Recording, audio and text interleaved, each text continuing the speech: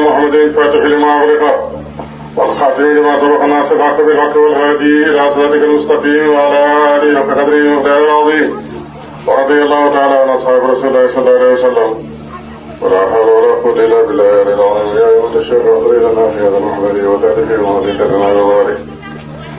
مولانا الشيخ إبراهيم النصر رضي الله عنه صفي رسول الله صلى الله عليه وسلم من ñaanoon yàlla yàlla def alquran muy karaamam mooy firi alquran de yàlla nangu ñaan nga de waltajaal xifda kitaabika alkarimi karaamati ila liqaa'ika alazim shawqi wa hubbi fika la yasbihi siwa hululi wa irtihaali fii buur ne wal mutallaqaatu yatarabbasna bi anfusihinna salaasata quru'in bàyyi koy firi de mooy ñi fase jigéen ñi fase danañu muñandiku ci seen bopp wari suñu sëy salaasata quru'in ñetti fóot de jigéen buñ ko fasee war naa toog ba gis mbërëg ñetti yoon ba fóot ñetti fóot waaw gannaaw loolu ci lay soog a doxaale sëy de waaye mu ne waxtu woo xamee ni ci lañ ko fasee bu mbërëgee daa di laab set bu gisaatee mbaax daa di set laabaat bu gisaatee mbaax daa di set laabaat baa mu ne loolu mooy salaasatu quru'in de walaa yahillu lahunna an yaktubna maa xalaqa Allahu fi arhamihinna walaa yahillu daganut lahunna ñeel leen ñoom jigéen ñi fase an yaktubna bañ nëbbat maa xalaqa Allahu la biñu ne ko yàlla fi arhamihinna ci ruhum seen de fekkee nañ ne dañ cee jëlee ëmb waaw moo xam góor la te nga waral lu mën a doon wala ñu ëmb rek da nga lépp lu ne ci ñoom rek ñoom waruñ koo nëbb dañ ko war a feeñal de in kunna yu'minna billahi wal yawmil aaxir in kunna dem nekkoon nañ waaw ñoom jigéen ñoo ñu fase yu'minna di gëm billahi ci yàlla wal yawmil aaxir ak bésu àllaaxira mooy bés penc rek o booloo toon na ay jëkkër seen a xaq ñoo gën a yelloo di taabiratihinna di waaw delloo ñoom de seeni jëkkër ñoom ñoo gën a yelloo delluwaat ak ñoom doonte sax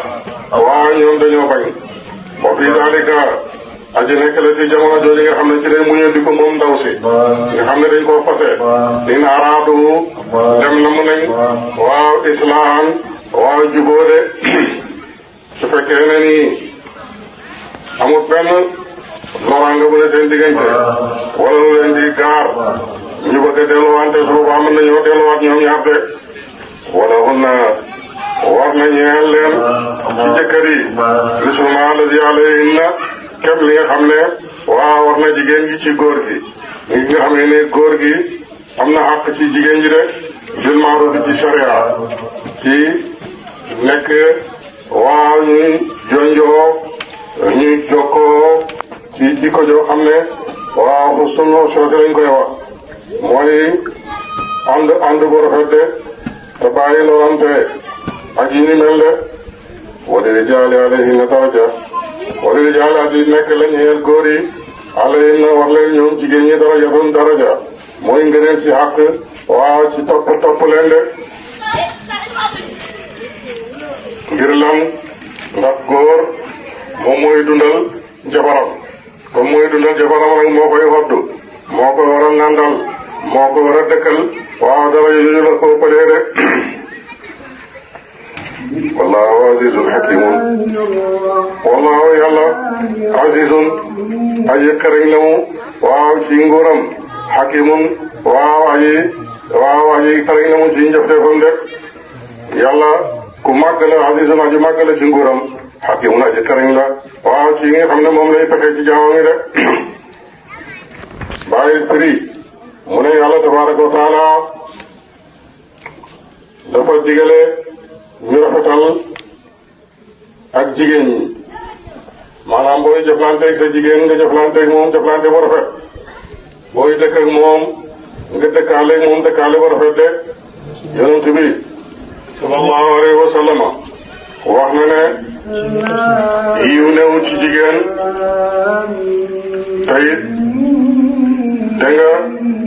nit mënta muñ walis jigéen de loolu hadis la mu ne su fekkee nag ne daf ne yiw newu ci jigéen te muñ mu ne su ta muñ walis jigéen ñi maa raaytu bi naaqisaati aqlin wa diin azrabilu bi rajuli alxaasi min ihdakunna gisuma ku ñàkkee xel ni yéen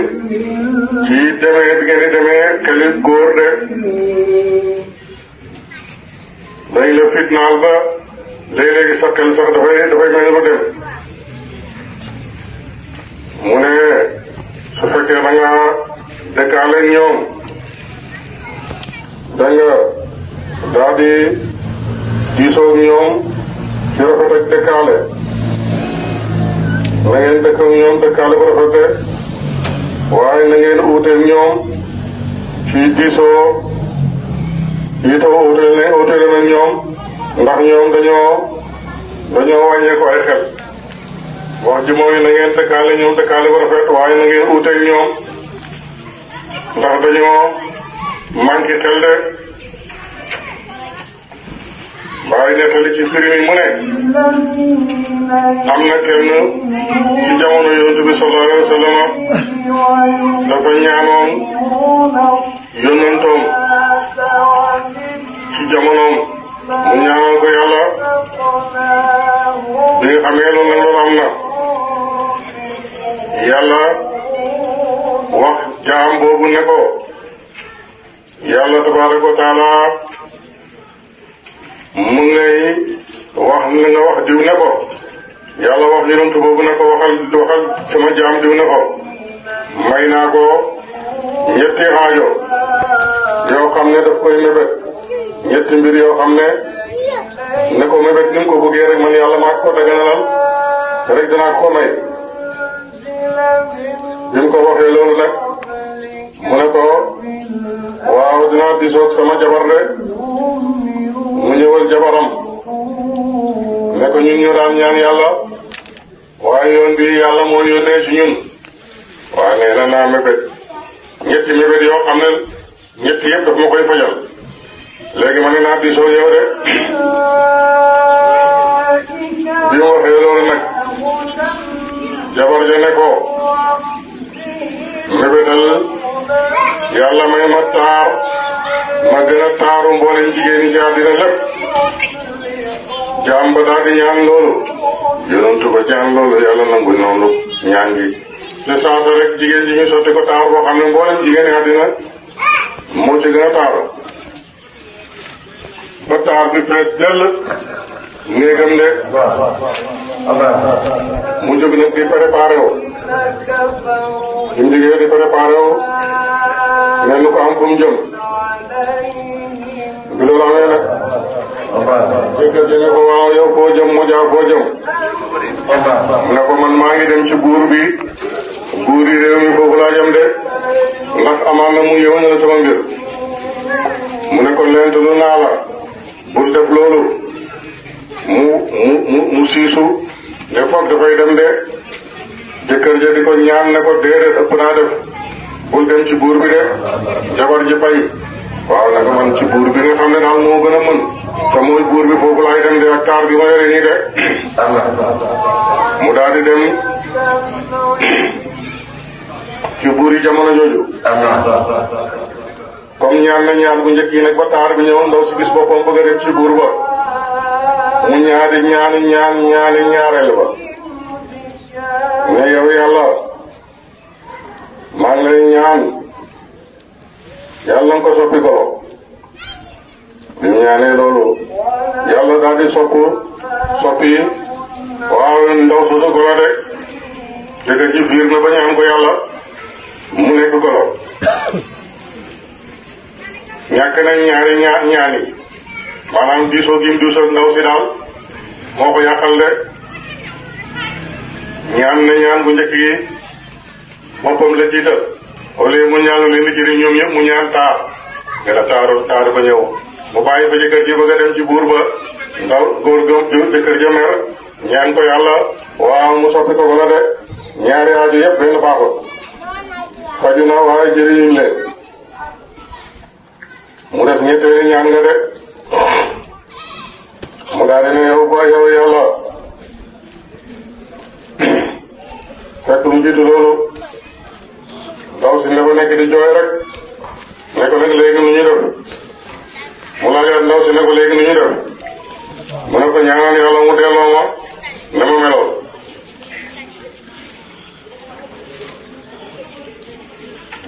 yonentu ko daal di ñaan yàlla mu delloo ko nam meloon de ma des ak yow ñaan yàlla delloo ndaw si nam meloon de waaye mu ne ñetti aajo yëpp ñoom ñàkk nañ ko alhamdulilah amul dara lu waral loolu nag mooy ndaw si dafa dofee de xelam baaxutoon de bu ko digaloon lu baax ni kon danañ am seen ñetti aajo yoo xam ne dañ ko jëriñoo de moom it su demee woon xelam xalaatal boppam wala mu seet neen dum def bañ koo diisu ne kon dana am lim bëgg de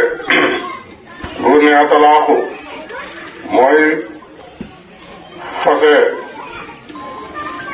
nga xam ne nii dafay amaat delloo fase boo xam ne nii mën nga delluwaat ci fase ba marataani ñaari yoon la de mu ne képp koo xam ne fase nga jigéen mën nga koo takkaat yoonu ñaareel ca fase bu njëkk ba soo ko fase bu ñaareel mën nga koo takkaat yoonu ñaareel ba de moo tax yàlla lépp atalaaku marataani fa imsaakun mu ne war ngeen a téye gannaaw loolu de gannaaw boo fase bu ñaareel bi waaw danga ko téye de bi maarufin waaw ci lu dul nga lor ko na nekk ci mbaax aw tasrihun waaw wala nga fase ko delloo ko de waaw te saasa bi saanin su fekkee da ngaa dolli beneen fase de wala yahilu lakum an taaxudu mimma aataytumuhunna shay'an daganut ci yéen waaw ngeen jël dara ci ñoom ci seeni jabar gannaaw bu ngeen leen fase ñu mel ne ay sikki nit ay canak may yu njëkk ak yu ni mel boo fasee jigéen amuloo droit dégg nga daal di koy jël ci moom de ak bagaasam yi waaw loolu daganut ci yow góor gi nga def ko de loolu mooy lan mooy ne daganut boo fasee sa jabar nga jël ay bagaasam nga xam ne danga ko mayoon illaa an yaxaafa ndara ñu ragal ñoom ñaari way dencante yoon mooy jëkkër jeeg jabar ja allah yuqiima hududallahi ne buñ dootuñ matal kolore yàlla de su fekkee ne sababu fase bi mooy loolu su boobaa ñoom ñaar suñu ragalee ko hududallahi dañ ko duñ def loolu de fa in xiftum ndem ragal ngeen allah yuqiima ne duñ taxawal hududallahi deele yàlla wala junaaha déet bàkkaar alayhima di leen war ñoom ñaar yooyu jëkkante yi nag su fekkee nañ ne waaw ragaluñu ci romb frontière yàlla yi su boobaa bàkkaar nekkul ci loolu de ci ñoom de di ma sabet bii su fekkee ne góor gi dégg nga bëgg a fase ndaw si wala ndaw si dégg nga waaw moom it dafa bañ ne day des ci ak jëkkëram dégg nga su boobaa ñoom ñaar dañ leen di muñandiku de bañ juboo de loolu mooy li gën dagan na nga daal di wekki sa jabar ci jëkkëram dagan na nga wekki sa jëkkër nga wekki sa jabar su ko defee nag su fekkee ne da ba jotee ndaw si waaw ci alal moo xam can la wala lu gën a néew loolu wala lu ko ëpp sabab soosu muy indi nga xaloo ko su fekkee nag demewul noonu lu ñuy xoolaat la de mu ne ñëwoon na kenn ci saxaabiyaat Yonent bi sallallahu alayhi wa sallam ci jigéen saaba yi ñëwoon na ci yonent bi ku baax la woon mu ne yaa Rasulullah yow yonent yàlla sallallahu alayhi wa sallam mu ne sama jëkkër dégg nga man tooñu ma ko ci dara fayeeku ma ci moom mi ngi def li ko war ci man waaye lii daal li fi nekk mooy man dama ko bëgg a tudd yonent bi sallallahu alayhi wa sallam wax ko ne ko lan moo waral loolu mu nekk du dara lu may ne damaa gis ne dafa jublu xaritam yi saxaabaam yi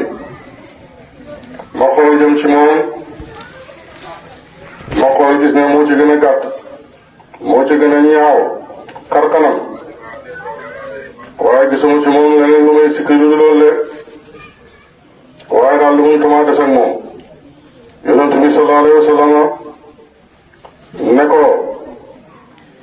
ndax jox na la alal mu ne ko waaw joxoon na ma sarax alal satax joxoon na ma tool yi tàndarma mu yonent ne ko ndax danga koy delloo tool yi tàndarma mu ne ko waaw mën naa ko delloo sax dolli yàlla ko ci leneen yonent sallallahu alayhi wa sallam ne ko delloo ko toolam mu delloo ko toolam de mu daal di koy fase loolu mooy cosaan ci xaloo tilka yooyu le atte yi tudd te yàlla leeral ko ci laaya ji xuduudullahi mooy doyle yàlla yi de fala ta'taduha ngel bu leen ko jéggi de man yata'adda képp koo xam ne nag jéggi na mu xuduudallahi doyle yàlla yi walaayka ñooñu la gaay hum ñoom az-zaalimuun ñooñu way tooñ ñooñu way tooñ de képp koo xam ne yaa ngi jéggi doyle yàlla yi di ko def waaw ñooñu way tooñkat yàlla yi de ñooñu bokk nañ ci tooñkat yi fa in tallaqaa su fekkee nag fase na ko moom góor ga gannaaw fase ñaar yi falaa tahillu daganatut nag lawu ñeel ko min baadu ci gannaaw loolu de gannaaw bu ko fase ñaareel nag ba dugg ci ñetteel nag waaw su boobaa daganatut nag ne waaw nga daal di takkaat soxna soo de xataa tankiha ba ta mu sëyet waaw ba mu sëyet zawjeen jëkkër xayroo bu dul moom su boobaa nag fase bu ma tey ñett waaw il faut que mu daal di koy waaw bàyyi nag ba sëyaateeg beneen góor nag dégg nga waaw ba sëy ba jeex su boobaa moom mën na koo takkaat de waaye bu sëy ak keneen daganut ci moom mu takkaat ko de waaye mu ne comme mu ñëwee ci hadis bi nga xam ne Shaykhaan yi solo nañ ko mooy limaamu Buxaari ak limaamu Muslim solo nañ ne am na jigéen ci saxaaba Yonent bi sallallahu alayhi wa sallam boo xam ne dafa rafetoon lool dafa ñëw Yonent bi sallallahu alayhi wa sallam ne ko man sama jëkkër daf maa fase ñetti yoon dégg nga sama jëkkër fase na ma ñetti yoon de mu ne bi loolu amee nag mu ne ko geneen góor moo ma takk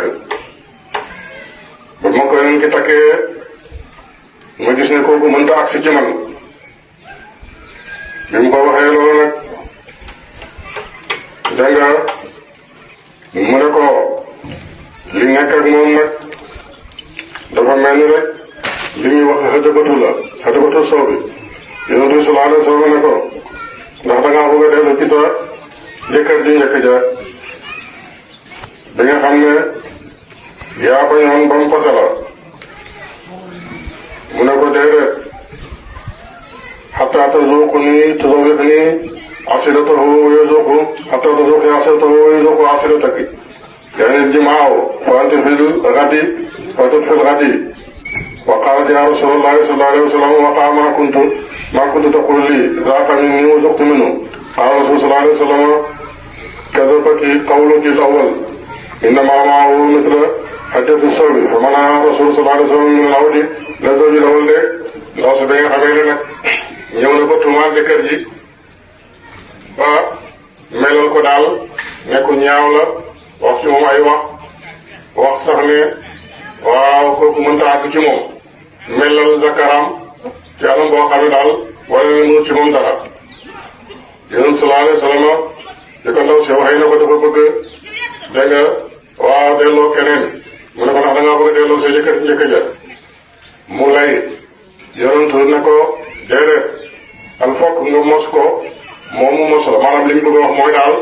jigéen bu fase buñ ko fase ñetti fase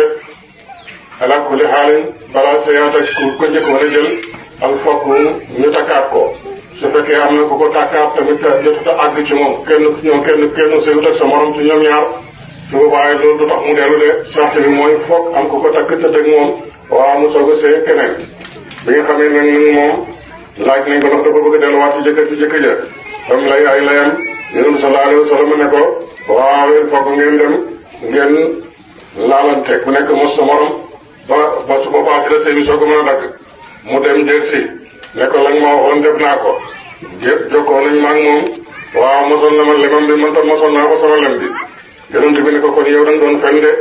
la nga waxoon ci njëkk ba melal sa jëkkër ji ne waaw dafa mënul ci yow dara waaw la nga waxoon kon du dëgg de benn sa wax ci njëkk ji du wutoon dëgg waaw mu bañ koo delloo ci dégg nga mu tere ko mu dellu ci jëkkër ji njëkk ja de loolu la bàyyi doon leeral léegi ci tafsir bi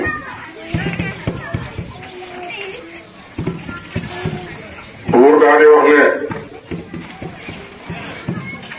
at-talaaqu marrataani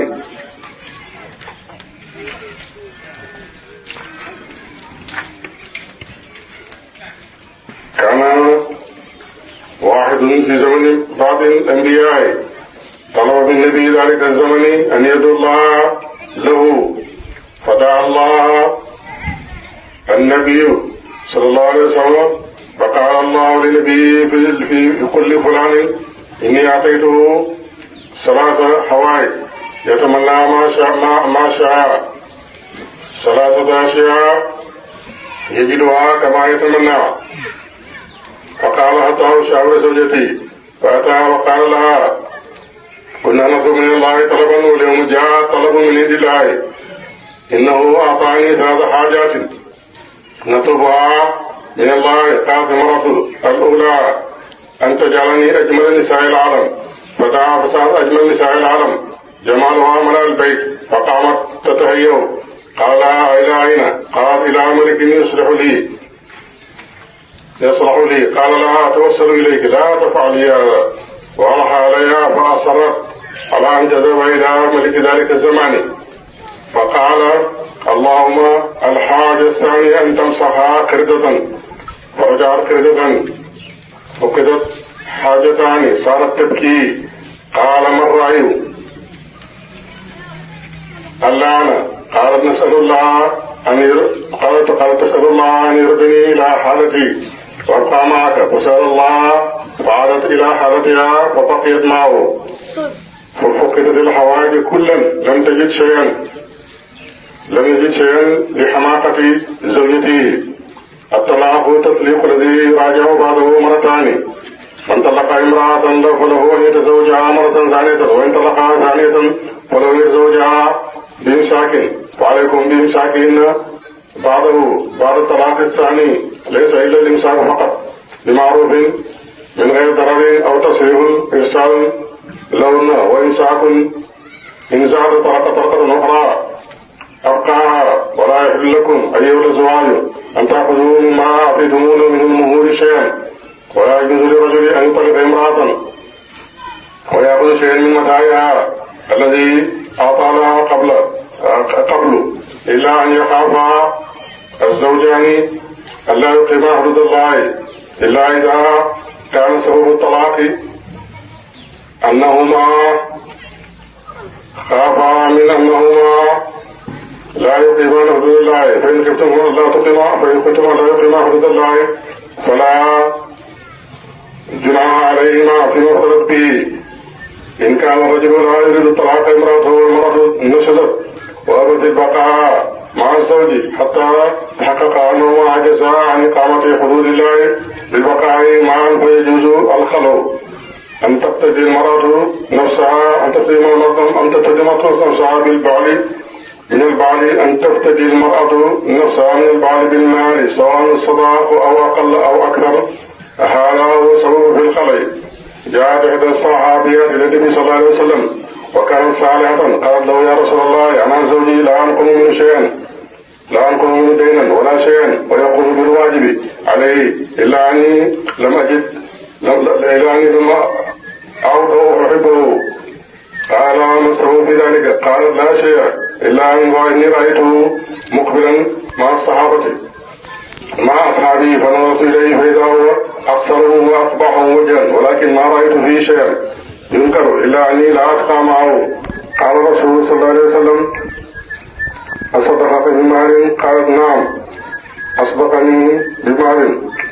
نخل بحديقة أصدقني بحديقة نخل. قال تردي إليه حديقته؟ قال نعم وأزيد عليها. قال صلى الله عليه وسلم ردي إليه حديقته فرد حديقته إلى الزوج وطلقت. هذا هو الأصل في الخلي. تلك الأحكام المذكورة حدود الله فلا تعتدوها ومن يتعدى حدود الله فأولئك هم الظالمون. فإن طلقها الزوج بعد سنتين فلا تحل له من بعد الطلقة الثانية حتى تتزوج زوجا غيره ويطعها كما في الحديث الذي رواه الشيخان يروى أن امرأة من الصحابة كانت جميلة أن امرأة من الصحابة جميلة جاءت إلى رسول الله صلى الله عليه وسلم وقالت إن زوجي طلقني ثلاثا وبت طلاقي وتزوجني رجل آخر وجدته لا يقدر عني يأتيني فإنما معه مثل حدبة الثوب. قال الرسول صلى الله عليه وسلم تريدين العودة إلى الزوج الذي أثبت طلاقك؟ لا حتى تذوقي عسيرته ويذوق عسيرتك يعني الجماع. فأتت في الغد وقالت رسول الله صلى الله عليه وسلم وقع ما كنت تقول لي ذاك مني وذقت منه. قال الرسول صلى الله عليه وسلم كذبك قولك الأول إنما معه مثل حدبة الثوب. فمنع الرسول صلى الله عليه وسلم من العودة إلى الزوج الأول والزوج الثاني الذي ادعت أنه عاجز عن الجماع. قال يا رسول الله إني أنفضها كنفض الأدم فجاء بولدين وولدتهما له. قال الرسول صلى الله عليه وسلم هذان ولدان أشبه بيدهما من الغراب بالغراب وهي كانت تحب العودة إلى زوجها الأول. فمنع الرسول صلى الله عليه وسلم فأتت في زمن أبي بكر فمنع أبو بكر فأتت في زمن عمر فقال عمر حضرتم مجيء الرسول صلى الله عليه وسلم ولأبي بكر ولئن أردت العودة إلى زوجك الأول لأرجمنك.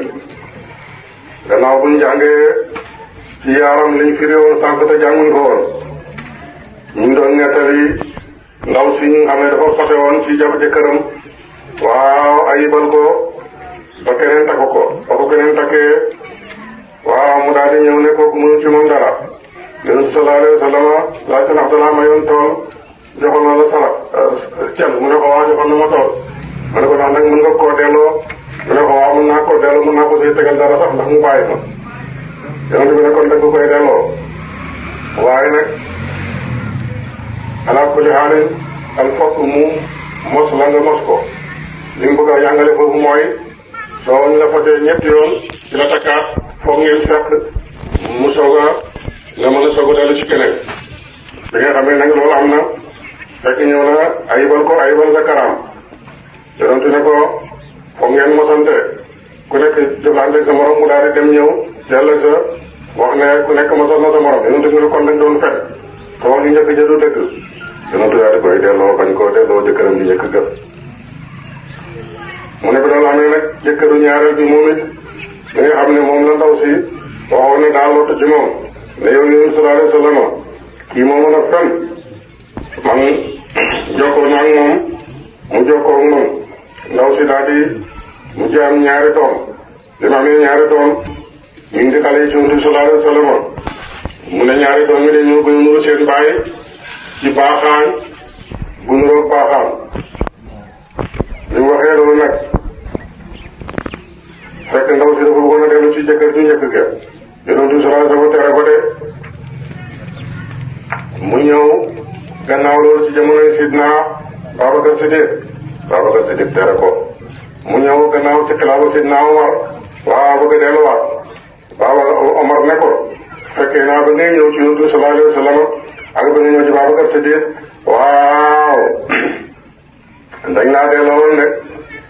dañ laa tere woon de su fekkee nag da ngaa bëgg a delluwaat ci jëkkër ju njëkk gi dinaa la jam ba nga dee xeer ba nga dee buur ne dañ talaxaa su fekkee nag jëkkër ju ñaareel bi fase na ko wala junaaha alayhima wala junaaha teeg bàkkaar alayhima teen war ñoom ñaar de jëkkër ju njëkk ji dégg nga waaw jabar ji ak jëkkër ju njëkk ga de ki ko jëloon daal gannaaw bu mu ko fasee ñetti yoon su ko fasee su boobaa nag bu ko neexee waaw mën naa dellu ci jëkkër ji njëkk ji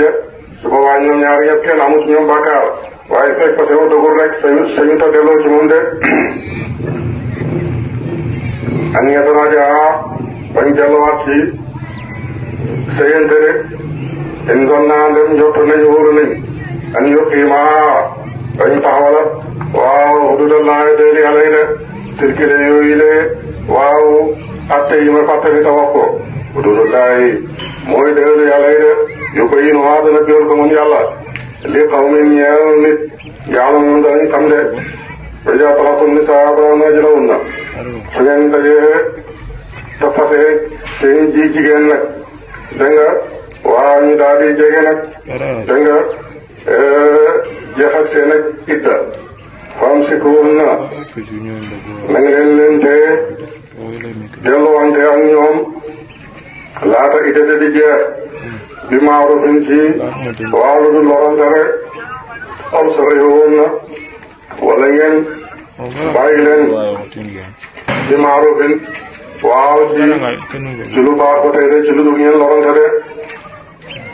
na ngeen leen bàyyi ba seen idda jeex su idda jeexee nag moom te jëloo ko ci diggante bi laata idda bi di jeex su boobaa waaw fase ba dog na de su fekkee nag ne idda bi day waaj a jeex ngeen juboo kooku da ngeen di delloowaat rek waaw ngeen continuer seen sëy de waaye su idda ba jeexee moom waaw fase ba dog na de wala tumsikuhunna bu leen téye waaw delloowaat leen diraaran ñi delloo leen ñu solo faqat rek ngir xéwante raja bi nga xam ne mooy delloo boobu loolu la nga leen di def tànk de famsikuhunna fa in talaqa zawju saani fala junaha alayhima الزوج والزوج الأول أن يتراجعا إلى النكاح إن ظنا أن يقيما حدود الله وتلك المذكورات حدود الله يبينها لقوم يعلمون وإذا طلقتم النساء وبلغن أجلهن قاربن انقضاء عدتهن فامسكوهن بأن تراجعوهن قبل انقضاء العدة بمعروف من غير ضرار أو سرحوهن بمعروف واتركوهن حتى تنقضي عدتهن إذا انقضت العدة بانت ولا تمسكوهن بالرجعة ضرارا لكن الرجعة للصلح فقط أما الرجعة لقصد الضرار فلا تفعلوها لتعتدوا عليهن بالإلجاء الابتداء والتطليق وتطويل الحبس ومن يفعل ذلك فقد ظلم نفسه بتعريضها إلى عذاب الله ولا تتخذوا آيات الله مهزوا بها بمخالفتها واذكروا نعمة الله عليكم بالإسلام وما أنزل عليكم من الكتاب القرآن والحكمة ما فيه من الأحكام يعظكم به بأن تشكروها بالعمل به واتقوا الله واعلموا أن الله بكل شيء عليم لا يخفى عليه شيء وإذا طلقتم النساء gaa ngi wéy di bil téer bi di alquran de radiyallahu anhu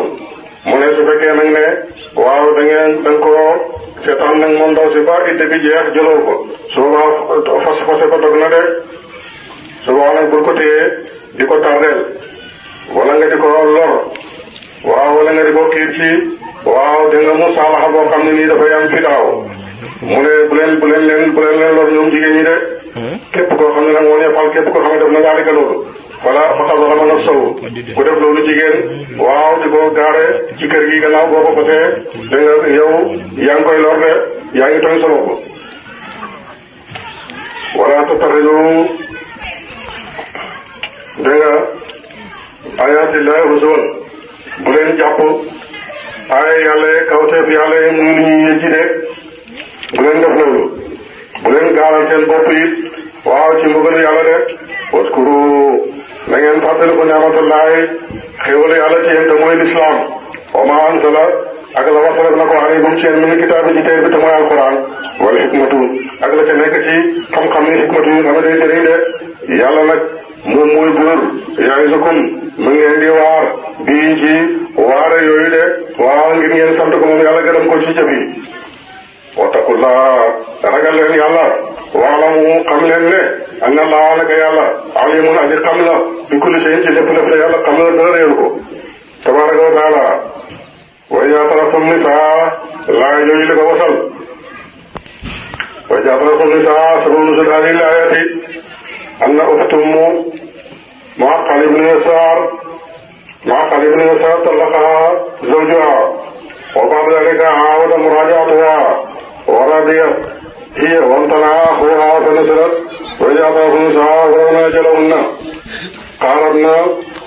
انقطاع عدتهن فلا تعذروهن أيها الأولياء لا تمنعوهن أن ينكحن أزواجهن المطلقين لهن وإذا تراضوا الأزواج والنساء بينهم بالمعروف شرعا ذلك النهي يوعظ به من كان منكم يؤمن بالله واليوم الآخر لأنه المنتفع به ذلكم ترك العدل أزكى خير لكم وأطهر لكم ولهن لما يخشى على الزوجين من المرية بسبب العلاقة بينهما والله يعلم ما فيه المصلحة وأنتم لا تعلمون ذلك فاتبعوا أمره بورنه waaw yaatarafu nisaa su ngeen fasee seen jabar sababu nuzuli laay jooju dafa wasal mooy rakki Ma'qil doomu Yasaar dafa da nga jëkkëram dafa fase woon gannaaw loolu jëkkër ji delluwaat jëlee moom pour ñu juboo mu dellu ci sëy ba bi loolu amee nag ndaw si daal di nangu loolu gërëm dégg nga rakkam magam bu góor bañ de bi magam bu góor bañee nag bëgg a dox seen diggante ci sëy ba gannaaw ba naroo juboo yàlla wàcce alquran de mu ne wa idaa talaqtum nisaa fa balagna ajalahunna su fekkee ne da ngeen a fase jigéen ñu daal di àgg ci seen idda di waaj a jeex ñu jege njeextalu idda fekk jeexagul falaa ta'duluhunna bu leen tere an yankihna waaw azwaajahunna ñu dellu sayaat ak seen jëkkër yi leen fase woon idaa taraadaw su fekkee ne juboo nañ ñoom waaw jëkkër yi ak jigéen ña baynahum ci diggante seen bil ma'rufi ci sharia su boobaa bu leen aaye de zalika boobu le tere nag yuwaasu def na waar bii ci moom man kaane ka nekk na minkum seen yuminu di gëm billahi ci yàlla wal yawmil aaxir ak bés benn ci ndax loolu seen njëriñ la ñoom de zalikum loolee te mooy bàyyi leen tere aska moo gën a nekk yiw lakum ñeel leen wa atharu waaw te moo gën a laab ñeel leen de ngir ñu bañ sikk am seen diggante ñoom ñaar comme bëggante nañ daal te itte bi jeexagul waaw bu kenn dugg seen diggante waaw da ngeen leen bàyyi ñu continuer seen sëy de wallaahu yàlla mu dana mu xam li nga xam ne moo nekk maslaha seen diggante de wa antum te yéen jaam yi laa ta'lamuuna xamu leen de yéen xamu leen ni yàlla xam na kon kay topp leen yàlla ci li ngeen digal de wal waalidaatu yurdi'na awlaadahunna hawlayni kaamilayni wala waalidaatu waaw yaay mooy jigéen ñi jur ñi nga xam ne ñooy ndey yi mooy wala waalidaatu mooy ndey yi yor day na danañ nàmpal waaw laa dawul na seeni doom xawlay ni ñaari at yu mat sëkk kaamilay ni yu mat sëkk loolu sifatu moo kada la yàlla daf koy federe de ñaari at ci lañu war a nàmpal doom de liman araada ñeel ka nga xam ne namm na bëgg na an yutima radaata de ñi nga xam ne nag bëgg naa matal nàmpale ba mat waaw atu bi ñaari at la de dara waalal mawludi war na waaw dégg nga waaw kuñ jural ki te mooy baay bi risqoon na leel leen de su boobaa jëkkër ji moom moo leen seen baay moo leen war a leel bokki sootoon na ak wodd seen moo leen di leel dégg nga moo leen di wodd de su fekkee ñu mu talakaat ñu fasalañ de bil maaruf ci yiw ci kenn kàttanam rek nag la koy defee laa tukallafu nafsun illaa wusaha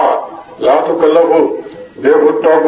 nafsun bakkan illaa wusaha dara lu mu attan yàlla tegul bakkan dara lu may ne xam ne moom la attan moom jaam bi de moom bakkan bi de laa tudaaru waalidatun bi waladihaa ci sababam maanaam déefut la reef nday ci sababi doomam de dégg nga dañ koy sibloo ci waaw di ko forcé ci nampal ko su dee dafa bañ wala daaru déefut wala mawludun déefut lor ba tey kuñ jur loo loolu ci doomam de ci sababam mooy mu tëkkalif ko rek lu mu attanut de mooy ne rek laa yukallifu llaahu nafsan illaa wusahaa kenn wartaloo sa morom yàlla tegul kenn loo xam ne attanoo ko mën a ko de idaa fa la nag doom jëlee ko ci képp ci ñoom ñaar de ci ñaari béréb yëpp ngir ñëwante rek waalal waarisi war na aji doon ci baay ji te mooy xale bi misal la yi kem laa la nga xam ne waaw war na baay ji de ci yaay ji ci wërsëg ak koddaay de fa in araada ndem na mën nañ ñoom ñaar te mooy ñaari doom yi fi sa njënga fisaalan mooy dégg nga li nga xam ne moom mooy faral su fekkee dafa la mu bëgg koo faral nag lu jiitu ñaari at yi waaw su boobaa ci an talaadin ci dëppoo minu maa bu tukkee ci wata shaawarin ak diisoo seen diggante ngir ñu feeñal maslaha xale bi de falaa junaaha déet bàkkaar alayhimaa di leen war di daalika ci loolu daalikum tarkul fasli tarkul adli wa azkaa xayrun lakum wa atharu lakum wa lahunna limaa yuxshaa ala zawjayni min ribati بسبب العلاقة بينهما والله يعلم ما فيه المصلحة وأنتم لا تعلمون ذلك فاتبعوا أمره والوالدات الأمهات يرضين أولادهن حولين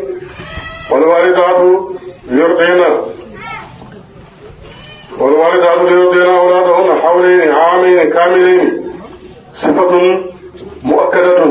لمن أراد أن يتم رضاعته ولا زيادة عليه وعلى المولود له هو اللب رزقهن إطعام الوالدات وكسوتهن على الإرضاع إذا كن مطلقات والمعروف بالمعروف بقدر طاقته لا تكلف نفس إلا وسعها طاقتها لا تضار والدة بولدها بسببه بأن تكره على إرضاعه إذا امتنعت ولا يضار مولود له بولده بسببه بأن يكلف فوق طاقته بإضافة الولد إلى كل منهما في الموضعين للاستيطاب وإضافة الولد إلى كل منهما في الموضعين للاستيطاب وعلى وارث الأب وهو الصبي مثل ذلك الذي على اللب للوالدة مثل الرزق والكسوة فإن أراد الوالدان انفصالا فطاما له قبل الحولين صادر عن طراد اتفاق منهما وتشاور بينهما لتظهر المصلحة الصبي فيه ولا جناح عليهما في ذلك وإن أردتم خطاب للآباء أن تسترضعوا أولادكم مراتب غير مولودات مراتب غير والدات ولا جناح عليكم فيه إذا سلمتم إليهن ما آتيتم أردتم ابتداءهن من الهجرة بالمعروف بالجميل كطيب النفس واتقوا الله واعلموا أن الله بما تعملون بصير لا يخفى عليه شيء منهن. waaye yooyu di bëri téere bi ci alxuraan de gannaaw boo xamee nag ne ñaari way tàggoo yi bi nga xamee ne seen doom dañoo bëgg maanaam pour mu fer su fekkee nag dañoo namu pour mu fer fi saalan dina araada dem na mën a ñoom ñaari waajuri fi saalan waaw feral dégg nga njëkk ñaari at yi antawaadu ci dëppoo nu Muhammad sallallahu alayhi wa sallam déggoo su fekkee nag ñaari way dencante yi dañoo déggoo ne dañuy feral seen doom te ñaari at yi matagut dañ déggoo ci ñoom ñaar dégg nga ngir maslaa xale bi loolu alxuraan wax nga falaa junaaha alayhimaa de bàkkaar nekku ci ñoom ñaari waajur yi buñ déggoo ci feral seen doom lu jiitu ñaari at waaw suñ ci déggoo ci maslaa xale bi mën nañoo def loolu de bàkkaar newu ci waaye li gënoon nag mooy ñu ñëpp de buñ ko bëggee matal nag moom ñaari at la de su fekkee nañ ne way na aratum ngeen nam ngeen ñoom ñaari waajur yi an tastardi'u awlaadakum dégg nga ngeen daal di nampal seeni doom reerul waalidaat maanaam ñeneen nampal leen ñoo xam ne nii ñu bokk ak ñi xam ne ñoo leen jur mu jël sa doom yóbbu ko feneen mu nampee fa falaa junaaha de bàkkaar aleykum ci yéen ci jëf loolu de wa idaa salamtum su fekkee nag jébbal ngeen leen maa aataytum moom na ngeen leen jox waaw ci yoon de ci nga yóbbu luwe jigéen mu ñëw nampalal la sa doom nga fay ko waaw su ngeen ci déggoo tamit loolu lislaam tere ko de bil ma'ruuf ci jëf ju baax ak teeg bakkan wattaqullaa ragal leen yàlla de ragal leen yàlla waalamu te ngeen xam ne waa na laa naka yàlla basiirun aji gis la mu bi maa taamaloon te lu ngeen di jëf de lépp lu ngeen di jëf de ngeen xam ne yàlla ñu ngi ko gis xam na ko tabaaraka wa taala allahumma salli ala sayyidina muhammadin wa sallim yàlla ngeen boo taxamuñu ko yàlla ñu ko tàmbali nag si yàlla ko mot rek yan barke ak mbokk barke bi alquran yàlla ji barke bi ko ci moom barke bi tax ñu mosal ci barke bi islam inna ala dalika la qadir ama dalika ala sahibi aziz allahumma salli ala sayyidina muhammadin